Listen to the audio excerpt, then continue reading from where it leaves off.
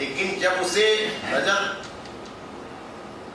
में दिखाई पड़ा कि हमारे आचार्य खड़े हैं, गुरुजन खड़े हैं, पितामह जी खड़े हैं, चाचा ताऊ मामा भांजे भतीजे खड़े हैं, वो डर गया। ये अहिंसा की वृत्ति जो अर्जुन के अंदर पैदा हुई है, तो ये अपनों को देखकर पैदा हुई है, अर्थात ये मोह की वृत्ति है। अगर थोड़ी देर के लिए मैं मान लूं कि वहां पर अर्जुन को कोई भी अपना ना नजर आता, गैर नजर आता, तो क्या अर्जुन के अंदर ऐसा अहिंसा पैदा होती?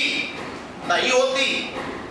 अर्जुन निकालता तीर तलवार और गाजर मूली के तरीके से काटना छाटना शुरू कर देता सबको।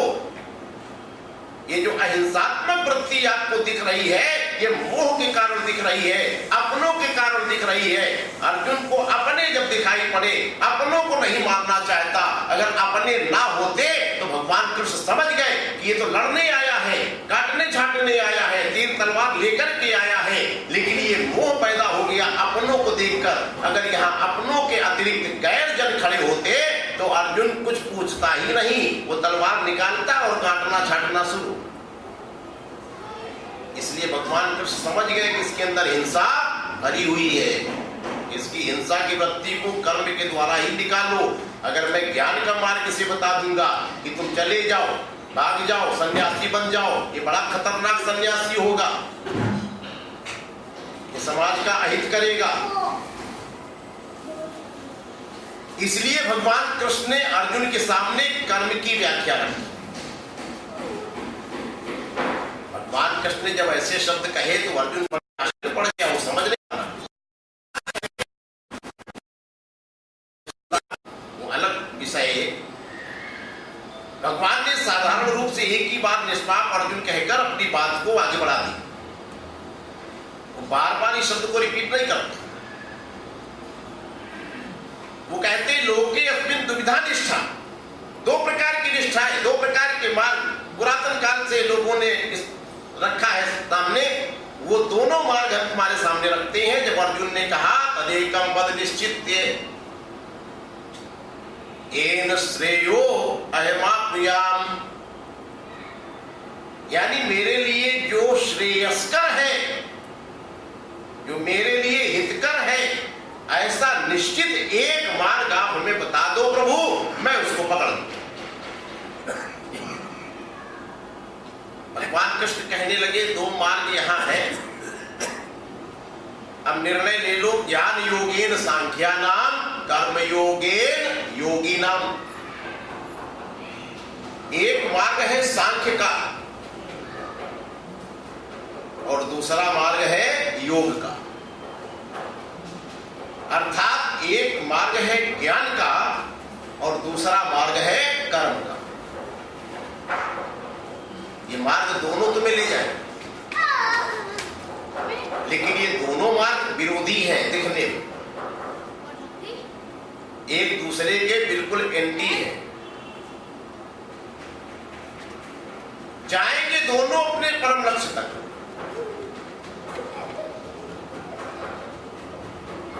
एक आदमी ऊपर की ओर की यात्रा करता है, नीचे की ओर यात्रा करता है। चलते चलते ऊपर वाला भी उस अनंत तक पहुंचेगा और नीचे वाला चलते चलते भी अनंत तक पहुंचेगा,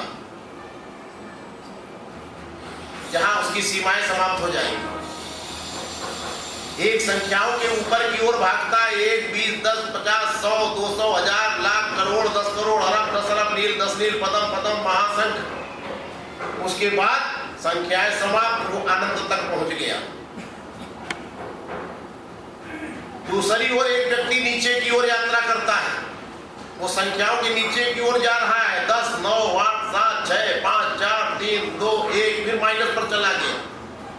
शून्य दर शून्य, शून्य दर शून्य जाकर महाशून्य, वो भी अनंत तक चला गया, जहां संख्याओं की सीमा, संख्याओं का अस्तित्व समाप्त हो गया। ऊपर जाने वाला की संख्याओं की सीमा को समाप्त करके अनंत तक जाएगा और नीचे की ओर यात्रा करने वाला भी संख्याओं की सीमा समाप्त करके पार करके अनंत तक पहुंचेगा। मार्ग दोनों है।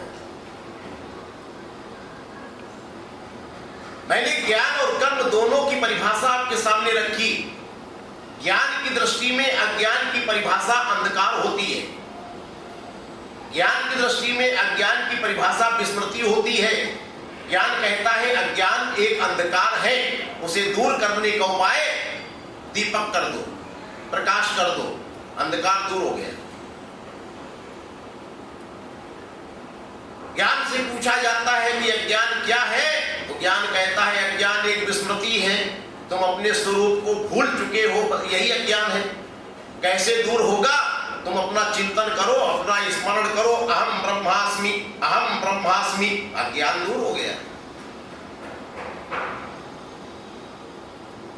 अब कर्म से पूछा जाता है कि जो ज्ञान ने अज्ञान के विषय में अपना दृष्टिकोण रखा है, क्या तुम उससे सहमत हो? कर्म ने कहा बिल्कुल नहीं, मैं अज्ञान के विषय में की हुई जो मान्यता है ज्ञान की, मैं उससे सहमत नहीं। तो कर्म से पूछा गया कि तुम अज्ञान को क्या मानते हो? तुम्हारी दृष्टि में अज्ञान की क्या परिभाषा है? कर्म ने कहा मेरी दृष्टि में अज्ञान एक बंधन है। अज्ञान अंधकार या विस्मृति कदापि नहीं है, अज्ञान एक बंधन है।